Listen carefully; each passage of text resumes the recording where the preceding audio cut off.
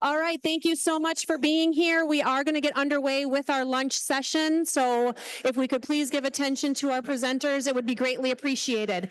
If you want to have a social lunch, we understand, and you can step out and go chit chat elsewhere. But we are going to get underway with our session right now. Thank you so much. Yeah.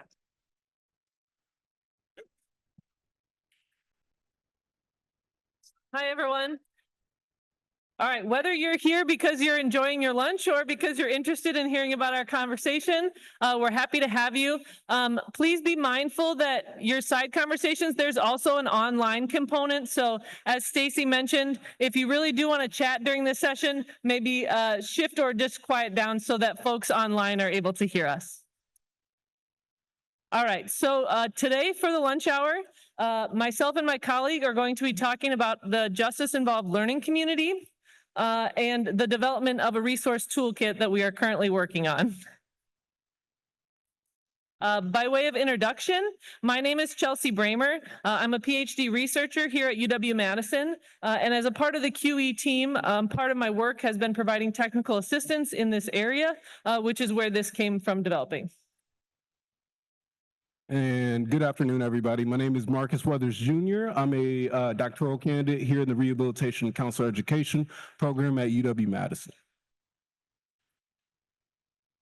All right, like many of the presentations that you've seen today, we have important disclaimers that this project is funded by the Department of Education through an RSA project.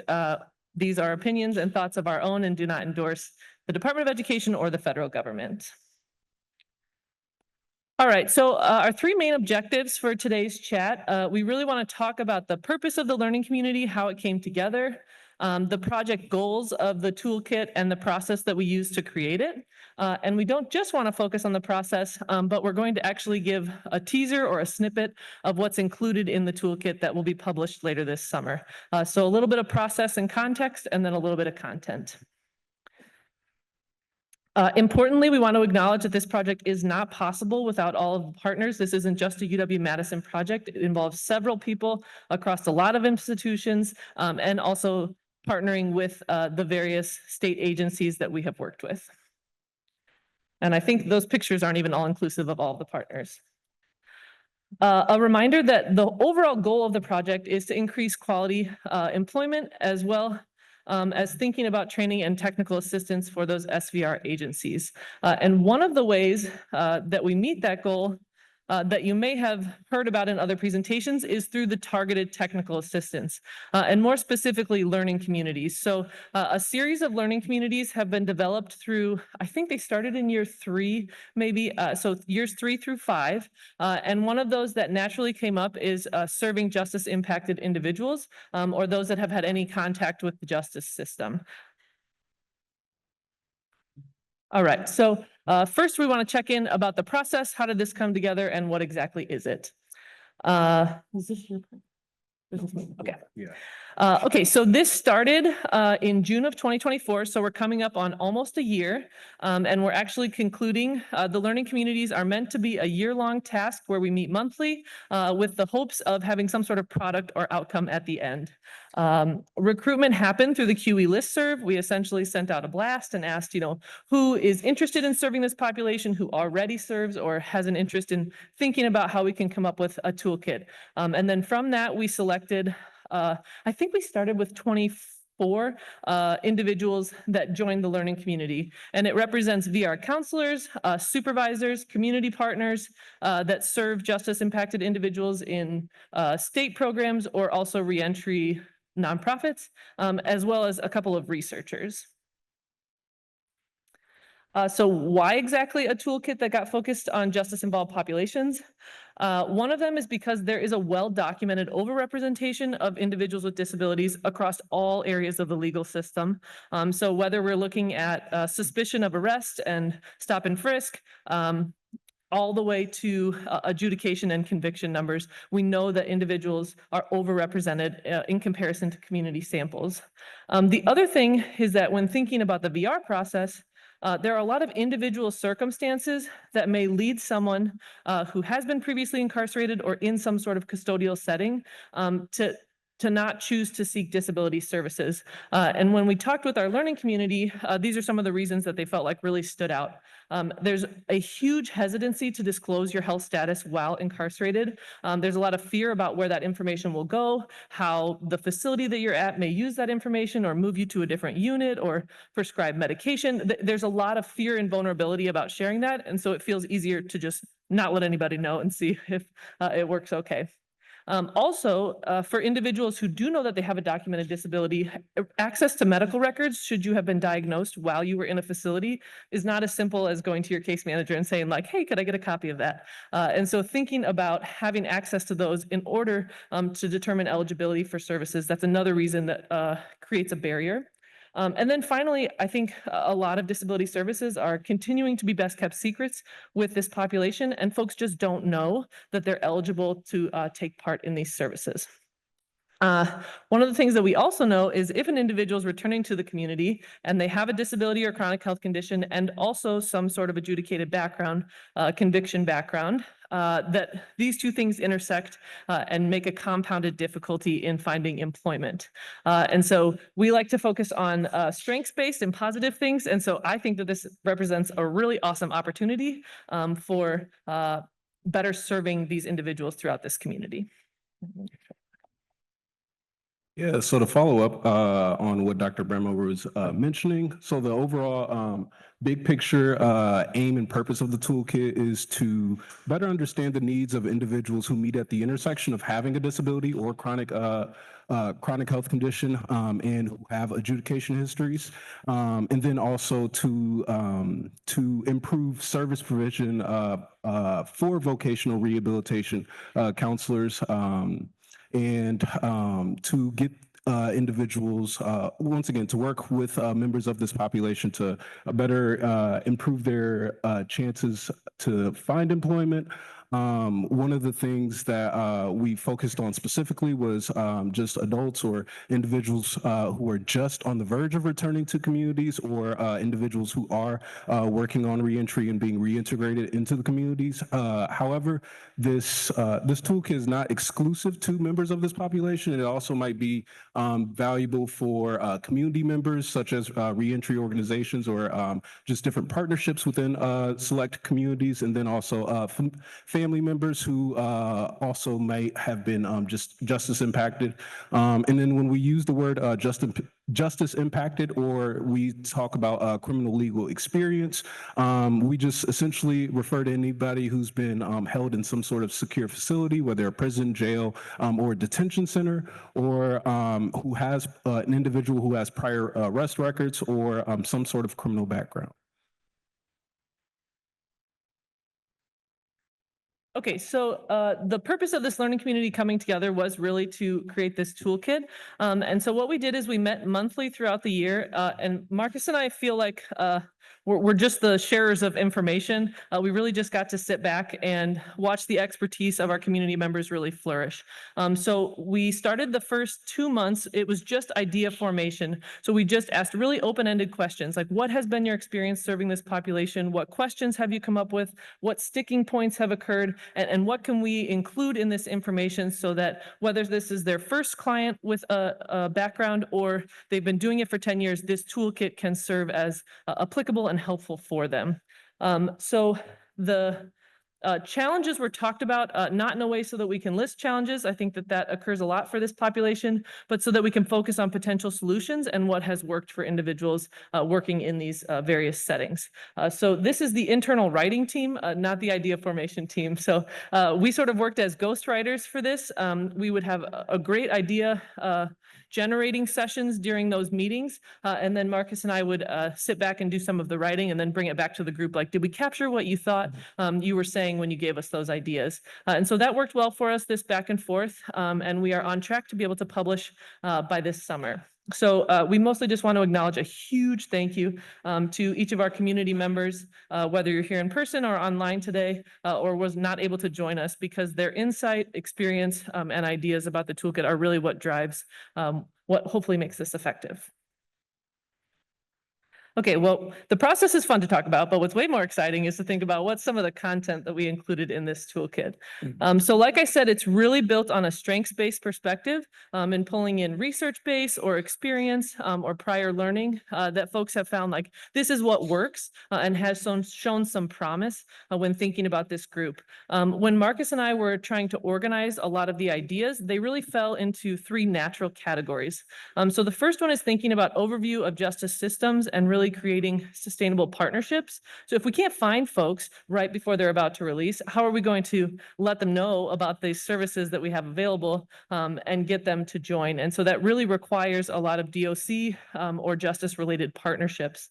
And then also, I think no two states run their Department of Corrections the same, and two facilities in the same state don't run the same. And so when we think about trying to help an individual with a toolkit, it was really providing definitions and some context about the ways that we know these systems are run and how to get connected. The second one is probably the largest section of our toolkit, and it's really thinking about the person-centered approach. And so one of the things that we know is the intersection of justice involvement and disability really presents a unique individual circumstance. And there are a lot of things that we felt like really stood out that if you understand where the behaviors may be coming from, the specific challenges, some of the pitfalls that come forward, that it would help you as a counselor or an individual serving them in any way to be able to better understand and do something about that. The person-centered also includes a section about self-care for the individual doing the serving. So we know that this work can be tiresome, exhausting. You get way more no's than yeses. And taking care of yourself as a counselor is an integral part of being able to provide effective services.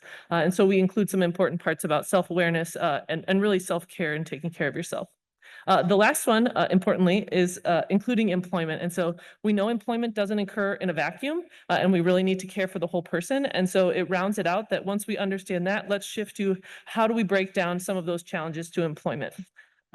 Also included, we have a glossary. Is a huge amount of terms that occur in both of these fields, and we felt that it was important to describe them. An example that I gave earlier is the definition of rehabilitation. It's quite different in justice facility than it is in rehabilitation settings in disability. And so giving those definitions and thinking about, are we using the same term and really talking about different things, and how do we use this to come together and have some shared experiences?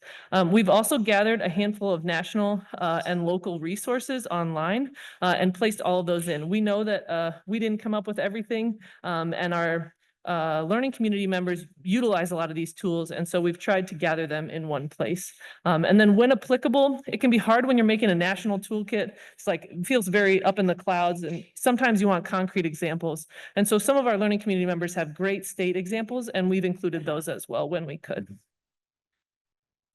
Okay, I will say I'm not going to go over this too much in depth, but these are the 6 subsections. And I will say we included a lot of content on these slides on purpose because we were trying to share as much snippets of information as we could. So please refer back to the slides when possible. The part about section A that I am going to give a little bit more about is understanding criminal history and background records. So one of the things when we're helping individuals that have any sort of record that may come up on a background check is, one, we need to get access to that information, whether you are working with their probation or parole agent, whether the individual comes to you with access to that information. The toolkit provides ideas about how exactly to access that, but it's really integral, right, to understand what is the record that's going to come up for someone if we're trying to provide them services. And so what we've done here is provided a bit of a question and answer so that the counselor or the individual serving can really walk through and understand, okay, what's indicated on the record and what does that potentially mean when I'm trying to provide employment services?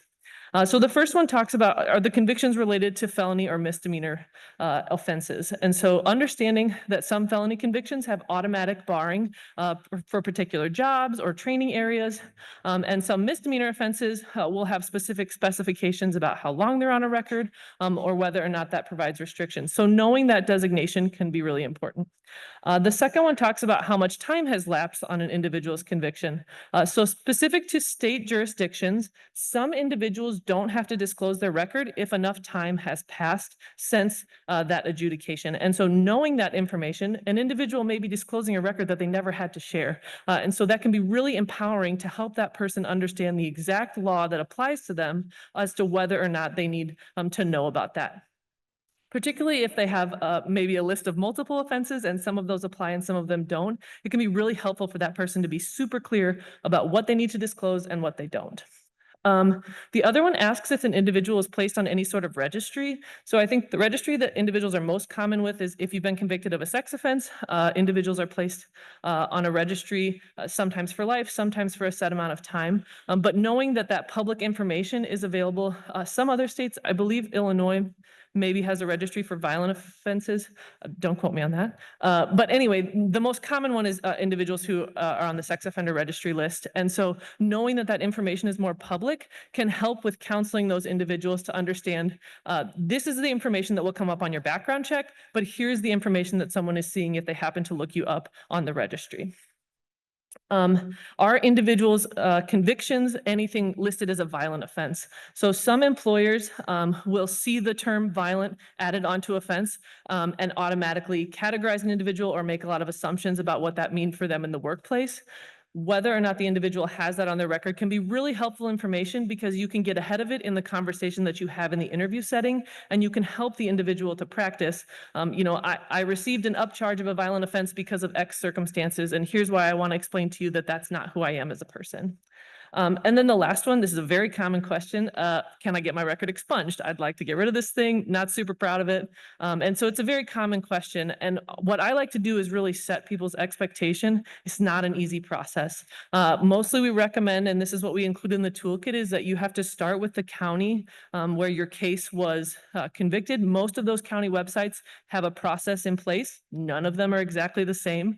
And so just setting people's expectations, it takes a lot of time. It often takes money and resources, and usually they have to hire a lawyer. And so it's not saying it's not possible, but helping someone remember it's not just filling out a form and then it's going to go away.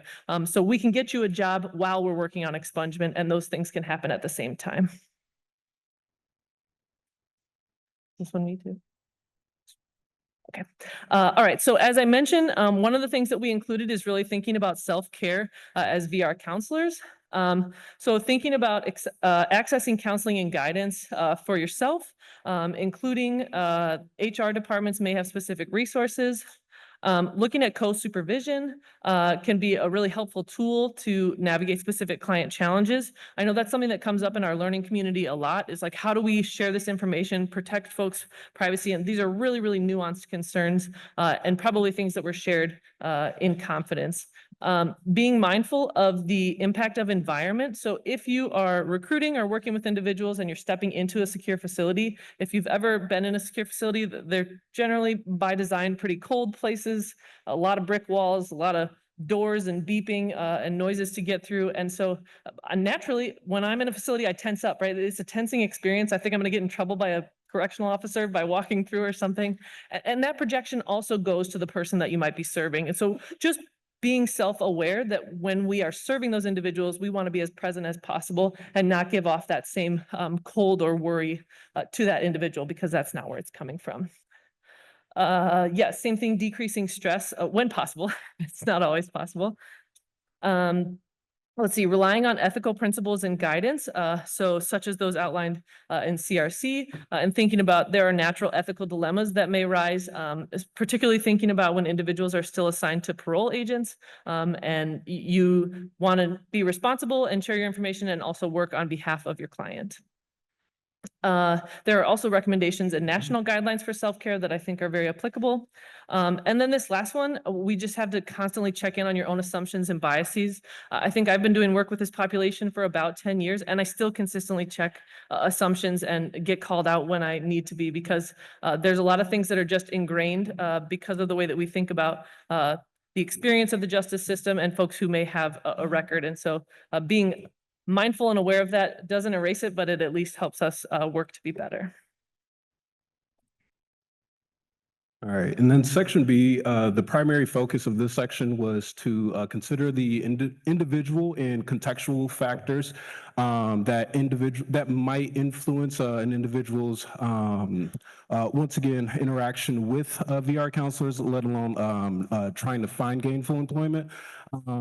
As we know, everybody has their own goals, their own set of circumstances, and also unique perspectives. So a lot of this section kind of considers some of those factors, and I'll highlight mainly stigma and just effective communication. But if you think about how this section was kind of designed, looking at the broad barriers or broad experiences individuals might face universally, and then as we get to like intersectionality and population specific, and looking at once again the intersection of trauma, that's all going to be once again very unique. A very unique set of circumstances based on the individual, based on the environment, and things of that nature. So I don't have to go into detail on what stigma is or like how harmful it is to this group, but as we know, it's also very dynamic and it works across different levels. With that being said, for example, at a structural level, we've all filled out a job application and been asked that question, have you been convicted of a felony, or do you have any prior charges? If so, explain. And so we see once again at a very high structural level how this can once again lead to the social exclusion or just barriers to finding employment, let alone in communities there might not always be resources, whether it be once again nonprofit agencies that are supportive of individuals with a justice who have been justice impacted, and there might be once again difficulty getting connected just with whether it's employment resources or employers or other set of needs that an individual might need, and of course an individual's experience with incarceration might also cause relationship strain on an interpersonal level. And so, which all of these overarching factors might also lead to some self-stigma or just certain beliefs about an individual's self when it comes to, once again, their experience being a justice-impacted individual. All that being said, so it's on us as VR counselors to just create some sort of space and to create space to kind of process once again to create some sort of space to process what that how to essentially kind of leverage their experiences of being incarcerated, and it's also on us to just work with them to provide them with a set of tools on how to go about managing and navigating, once again, this extra layer of identity.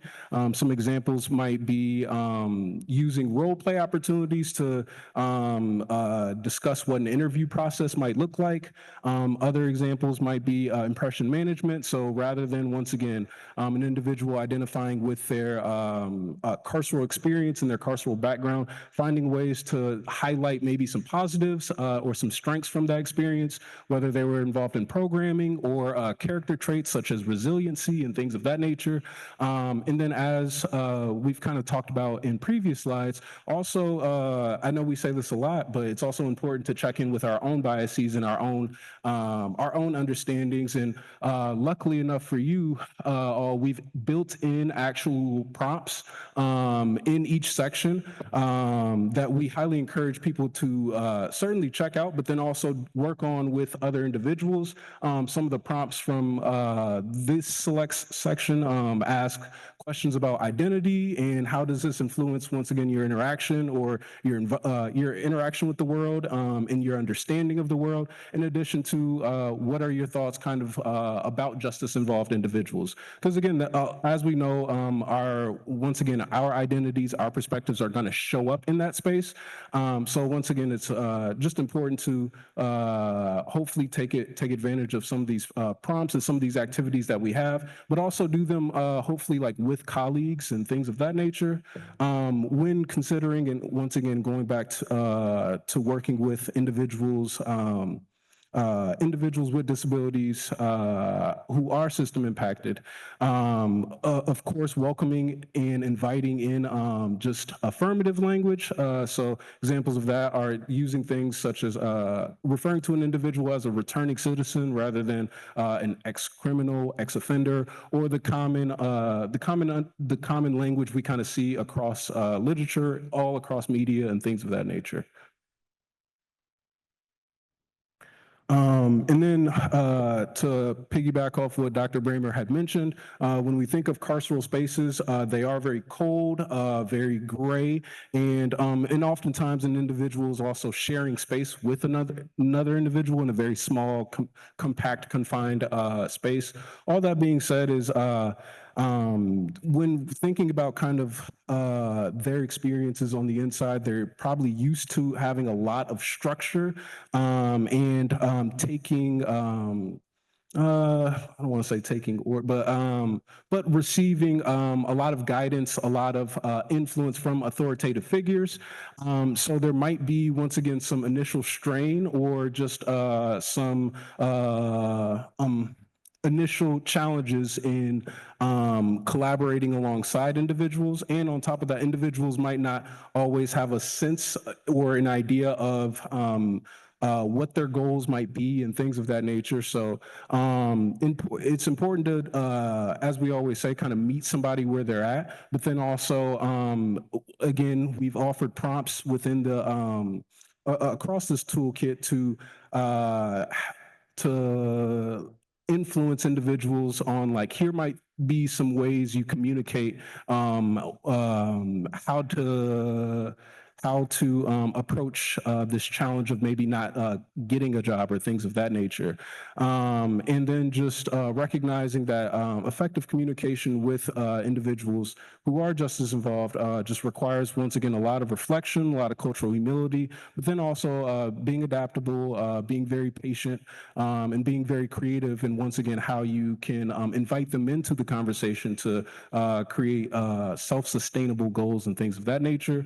And then we also have a lot of just resources that are outsourced, a lot of resources around these topics that, from whether it's previous toolkits or extra videos or things of that nature. So for example, when it comes to the fixed versus growth mindset, I know we have a lot of just different online resources, whether it be worksheets or whether it be videos on how to go about inviting this topic into the conversation. And then, yeah, when considering, once again, just what that might look like, an individual might be down on themselves because they're having challenges and struggling to find a job and think it might be just their problem and it might be a character flaw of themselves versus figuring out ways to, once again, just talk about how hard it is to actually find a job and trying to find, like, strengths from, like, this job application process or this interview process or whatever that might look like. Yeah. Oh, that's okay. The only thing I was going to add about effective communication is that section really came to fruition because the folks in our learning community really wanted to dispel a lot of the myths when we think about the prototypical individual with a background who may come seeking services. And sometimes I think the way that they present themselves may be seen as apathetic or unmotivated. Or like they don't care to be there. And so having an understanding of where these past experiences may be building that, having that untrustworthiness, stepping into this feeling vulnerable and not wanting to share that can really help break that down and think about it. It's not a reflection of me as a counselor in this setting. It's really helping unlearn a lot of those processes that served them well while they were surviving incarceration. So section C is really focused all about employment. This fell into three categories. The first one was addressing a lot of common challenges to employment. So we really just had like a popcorn session and we talked about what are the sticklers that make it hard for somebody to get employed. You will guess that that was not hard to come up with a list for those. And so what we really did is focused on what are the resources that you're taking advantage of? What advice do you give clients? Where do we start addressing some of these? And so that's collected as a part of the toolkit. The second one is thinking about career development strategies. There are a handful of either showing promise through the research or anecdotally through these counselors and supervisors' experiences of different strategies that seem to work more often than not with this population. And so we wanted to highlight those and give some more information, knowing that many of those can be embedded in the VR process. The last one is thinking about if we do everything that we're supposed to and we do an excellent job providing that person the perfect job to go to, and then they go check out that employer and they are awful to them and they say, no, that feels out of our hands, right? So knowing what we can do in relation to job development and really communicating with those employers about all of the great reasons why this person is an excellent candidate for your company can hopefully help to break down some of those barriers because it can feel really frustrating to set that person up for success and then have no control over how that employer might react. So some of the tools here, the sections of this are a bit lengthy and were harder to condense into a slide. And so rather than including them here, we're just going to talk about them. Sorry, it feels like a teaser, but the toolkit is coming out in just a couple months. So the first one that I talked about is some of those strategies to address common challenges. One of those common challenges is thinking about disclosure. So particularly for this population, when we think about disclosure, that includes both disclosure of your disability status and disclosure of your background. And how is the individual going to be empowered to know when and if I need to share that information? And so we really break it down in the toolkit and describe disclosure of your disability, for example, really has to be a choice of where the individual wants or needs to share that information. If they're thinking about requesting accommodations for the interview process, the employer is likely going to learn about that disability status in order to go through the interview process. If the person doesn't want to share the interview process, that's also a choice that they can make, but helping to encourage self-advocacy and more information sharing so that the person feels empowered about when to share that information. Disclosure of the background is a little bit more obvious. The worldwide internet makes it pretty easy for folks to find this information out. And I think the statistic is like 98% of employers are going to run a background check on you at some point in your employment process. And so knowing that fact, how do we help individuals feel a sense of, I don't know if it's comfort, but a sense of confidence in when and how to share that information? And so we really walk through thinking about that. And ultimately, it is the individual's choice. We counsel and we help them understand they're going to find out. So why don't we get ahead of it and have a conversation about sharing that information? The second one, how many of you have heard of a letter of explanation before? They're not used as often anymore, but it would have been a letter that you would have put on top of your cover letter when you were submitting for a job application. And so while the letter of explanation as it was originally intended isn't used, the process is super helpful. You can kind of think of it as like a journaling exercise for a client. And so what we do is we have a question and answer portion that really walks through, tell me about your conviction and what occurred that placed you to have a conviction record. And then tell me about the things that have happened since then. And what it does is it essentially sets up a template so that the person can have their elevator pitch 2 to 3 minutes so that when they are asked the question during the interview process or when they need to disclose that, they feel a bit more confident about being succinct and only including the pertinent information and feeling like they can end on a high note and not hoping that the employer then leaves not remembering that I just shared this thing that I don't love talking about, but that I showed you why I'm a good person for this job. The last one is we've actually created a mock interview guide to help clients practice their interviewing skills. So if you think about folks that have some sort of background and have spent time in a facility, it may be a long time since they've completed an interview in order to work on a job. And so helping them practice, we keep calling it the question behind the question. So for example, we talk about, it's a very common first question, tell me a little bit about yourself, right?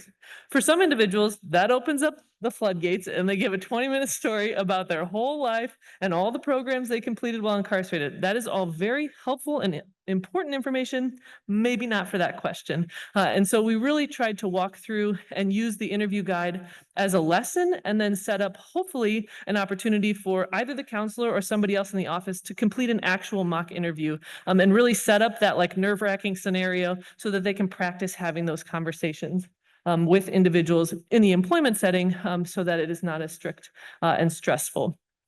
Something else that is importantly included in this section is thinking about how do we translate those experiences that individuals have while incarcerated that are often very pro-social, whether they're completing programs, they became a tutor, they're assisting other individuals in custody. And so listing that on a resume, not that helpful for an employer, right? If I say, hey, I've taken Thinking for a Change and I think that makes me good for your job. That's not helpful, but how do we have a counseling conversation to help them think about what skills did you gain? How many hours did you work on that project? What did you learn from that experience? And those are the things that we want to highlight in the job setting or in the resume to help the individual stand out. And from a strengths-based perspective, things like listing job activities while you're incarcerated, you might not feel comfortable listing your place of employment as your latest correctional facility. And so if the person isn't comfortable with that, how do we help them highlight their work experience and not out them in a way that they don't feel comfortable with? And so finding ways to work with the individual and also be honest and work through that. Let's see, I was trying to think. The other thing in the employment section is thinking about like, okay, well, where do I find these employers? How do I begin to work with them and connect with them? And so we're going to provide both advice that our counselors have used in sort of vetting employers, thinking about what phrases do they include in their mission or their recruitment materials that help indicate, I think this might be a good place to send an individual to. So that's a little bit about what's included in the employment section. And then we just importantly have some information about when the toolkit is going to be released. So the toolkit is set to be published and available on the QE website by this summer. You'll also have another opportunity to hear more about the toolkit if you're not sick of hearing about it. We will have the national webinar July 17th, and that's the lunch hour webinar. I think registration for that usually happens like a month prior, so that is something that will jump out. And then the last thing is we do still have some wiggle room. So if you are an individual who serves this population pretty regularly and you're like, wow, I have a great resource, I hope they included it on this toolkit, please let us know so that we can also include that for folks who may be on here. And I think I flew through this, but I want to give some chances for questions, comments, thoughts.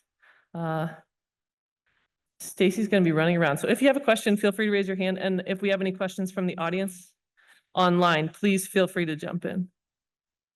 Okay. Okay.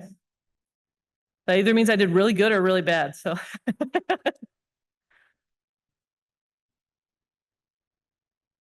how many folks primarily or sometimes work with justice impacted individuals?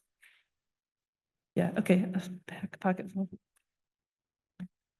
Any insights you would add or thoughts or comments for those that raise their hand?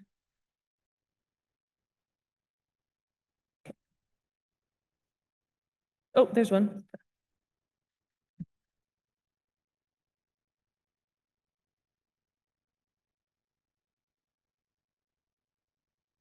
Hi, everyone. Courtney Reed Jenkins from the Wisconsin Department of Public Instruction. Thank you for the presentation. And I just wanted to add a layer around specifically working with kids who are involved in the justice system. That's the space where I work. And the couple of things that I would add is that the conversation around disability, disclosing your disability is particularly relevant for 14 to 24-year-olds because they're often it's often one of the first times they're trying to break into the workforce. And so problem solving around that is really key. Awesome. Thank you, Courtney. And thank you for being a part of our community. And I'm thinking we should be collaborating between the toolkit and the new diff grant you have, yes? Okay.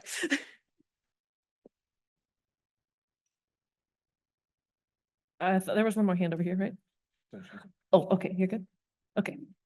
Other questions, comments? It's okay if you don't. And none online, right? I'd have to peek again. Oh, okay.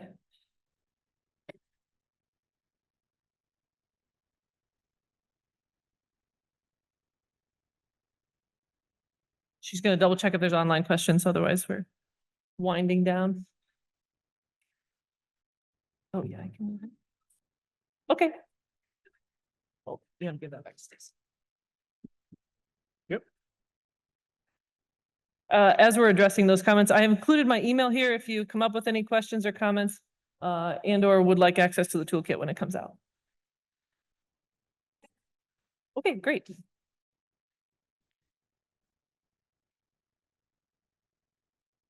Does the toolkit have examples of how an applicant can explain their incarceration or their conviction? Yeah, great question. Yep, we do.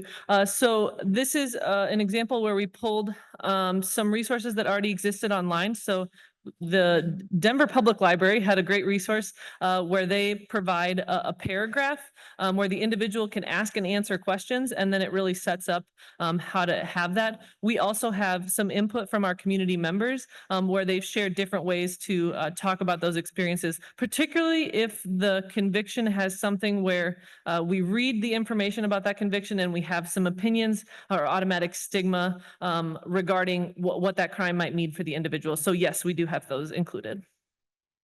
Do you find that the justice system is open to working with outside entities such as VR? Great question. So we had honestly probably mixed reviews from the learning community about whether or not they've had success in this area. I think a lot of developing Section A was thinking about, in an ideal world, if I was going to communicate with folks and find that information out, how would I get connected? And so we do have some examples across different states where they're doing really great programs where VR counselors are getting access to individuals up to 6 months prior to release. And that community member talked about how they asked the correctional institution, please don't screen people out. That's my job. I want you to screen them in. So bring anybody who might be interested in our services, and then we'll continue to have a conversation about who this might be a best fit for. And so that sort of helped them get around some of the challenges of if the justice system's deciding who has a disability is way smaller percentage than if the individuals are able to self-disclose or learn for themselves whether that's a fit. I will say there were other experiences in the state of Wisconsin, for example, Department of Corrections and Department of Community Corrections are two separate entities. And so that can make it difficult. Maybe you have an excellent relationship with someone inside a facility, and then the person's released and placed with a parole agent, and now you have to restart that relationship. And so we shared some ideas that have been successful for folks as well about connecting with some of those community partners. Let's see. Do you know how long a participant needs to wait before they can apply for expungement? Oh, expungement. Oh, it's very specific I think it's even county specific. So looking at, and as far as I understand, it has to be the county that the individual was convicted in. And so for individuals with multiple offenses, that may mean multiple counties. And so that's why it becomes complex very quickly. But yeah, it's pretty jurisdiction specific. And then here's a quick one. They missed the name of the toolkit. I see the name of the presentation, but specifically just the name of the toolkit so they can keep their eye out for it. Marcus, do you remember the specific name? I think we called it like the Justice Involved Learning Community Toolkit, and then it Toolkit. has a more specific name, yes. I can say that it will be promoted through our Tacky Tuesday emails, and it will be sent out, and you will definitely see it. Yeah. So if you're joining online today, you've likely signed up to have an account, and you will automatically receive our Tacky Tuesday updates where we will Every Tuesday. hopefully highlight it very strongly. Yeah. Good. All right. Well, thank you for listening, whether or not you joined to eat or lunch or to learn about this.